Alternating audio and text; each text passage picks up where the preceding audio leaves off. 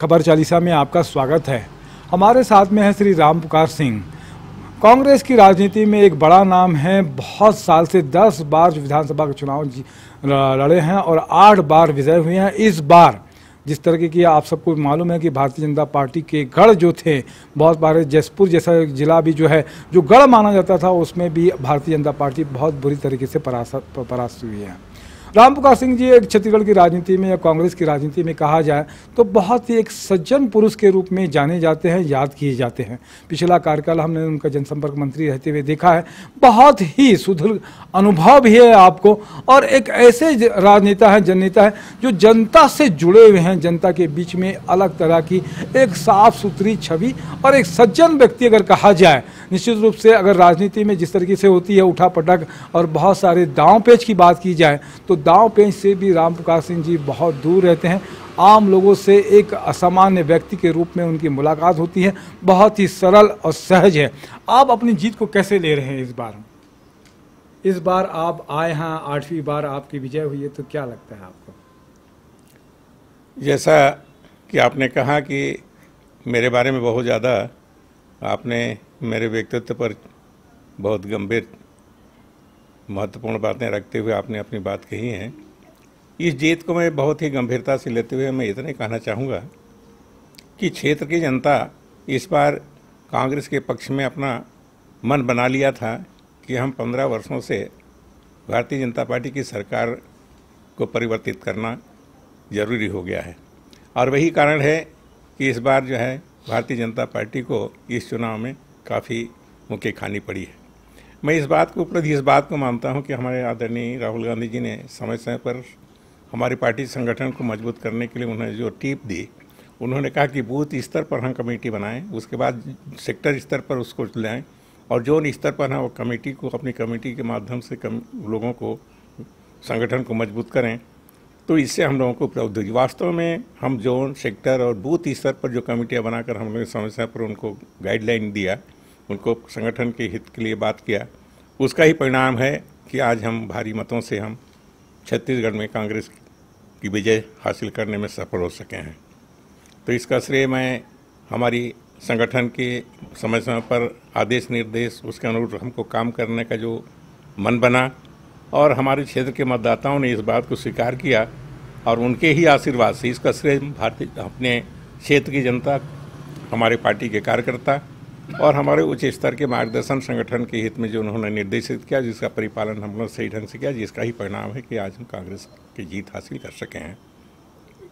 Congress party में अभी मुख्यमंत्री के रूप में भूपेश बघेल जी को एक बड़ी जवाबदारी दी है। उन्होंने संगठन भी किया और बड़े संघर्ष के साथ में, मतलब संघर्ष का व्यक्तित्व है, काम किया है। किसानों को कर्ज माफ़ी भी हुई है तुरंत 2 घंटे के अंदर में। जो वादा किया था, क्या लगता है कितने वादे और पूरे होंगे? देखिए, इस चुनाव में हमारी कांग्रेस पार्टी की तरफ से जो वायदे किए हैं घोषणा पत्रों के माध्यम से, उसको सही रूप में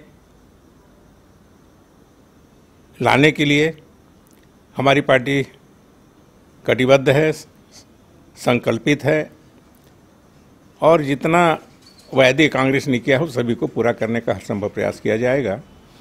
हमारे माननीय मुख्यमंत्री जी भूपेश बघेल जी बहुत ही सुलझे हुए व्यक्ति हैं।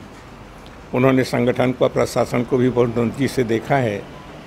समय समय पर मंत्री के पद पर भी उन्होंने काम करने का अवसर मिला। संगठन में तो उन्होंने बहुत ही ज़्यादा जान फूंक दी और कांग्रेस के में लोगों को जोड़ने का जो काम किया उन्होंने, ये निश्चित रूप से बहुत महत्वपूर्ण कार्य उन्होंने किया है। वो बधाई के पात्र जरूर हैं, और उसी का परिणाम है कि हम संगठित होकर के हम लोग इस चुनाव को लड़े, और उनको भी इस जीत का बहुत बड़ा श्रेय जाता है। क्या लगता है कि किस तरीके से ये अभी आने वाली जो सरकार है वो किस तरीके से काम करेगी? कि एक बदले की कार्रवाई जैसा होता है कि जो घोटाले थे भारतीय जनता पार्टी के, उसको उस पर काम करेंगे कि अपने सकारात्मक राजनीति चलेगी? देखिए, कांग्रेस सदैव सकारात्मक रूप से काम करती रही है, और मैं नहीं समझता कि कहीं कोई बदले की राजनीति कांग्रेस करती हो। जहाँ तक विकास के कार्य हैं, निर्माण के कार्य हैं, या हमारी घोषणा पत्र में जो वायदे हम लोगों ने किए हैं, वो सभी घोषणा पत्र में जो वायदे हुए हैं उनको पूरा करने का हर संभव प्रयास किया जाएगा। कांग्रेस जो कहती है वो करती है। हम लोग झूठ बोल करके मतदाताओं को गुमराह करके वोट हासिल करने वाली बात कांग्रेस ने कभी नहीं किया। तो मैं आपको तो यही आश्वस्त करना चाहता हूं कि आने वाला समय में प्रशासनिक हिसाब से कांग्रेस की सरकार पूर्ववत ही पहले भी चलती रही है, इस बार भी वैसी चलेगी और अच्छे ढंग से सरकार चलेगी और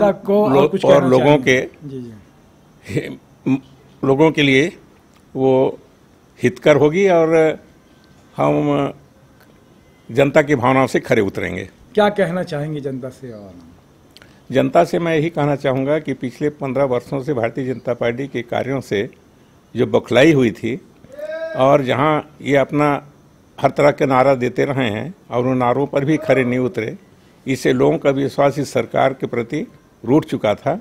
और मैं तो क्षेत्र की जनता, छत्तीसगढ़ के समस्त, मैं अपने विधानसभा ही नहीं पूरे छत्तीसगढ़ की जनता को, मतदाताओं को बधाई और धन्यवाद देना चाहता हूँ।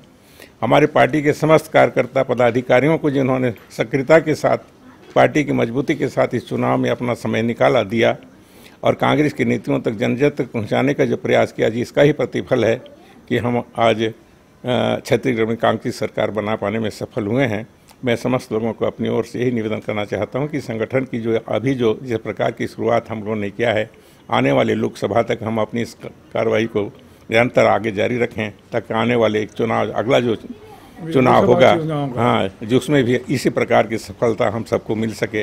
कांग्रेस फिर से एक अच्छे उपलब्धि के साथ देश की जनता के सामने अपना उपलब्धि हासिल कर सके, ऐसा मेरा मानना है। बहुत बहुत धन्यवाद। आपकी जो उम्मीदें हैं और अपेक्षाएं हैं लोकसभा चुनाव में भी निश्चित रूप से जनता का जिस तरीके से समर्थन मिल रहा है, मुझे लगता है कि जनता का समर्थन राहुल गांधी ने एक बार फिर साबित किया है कि वो बेहतर संगठक भी हैं और देश का नेतृत्व करने की क्षमता भी रखते हैं। आपने समय दिया इसके लिए धन्यवाद। जय जोहार, जय छत्तीसगढ़।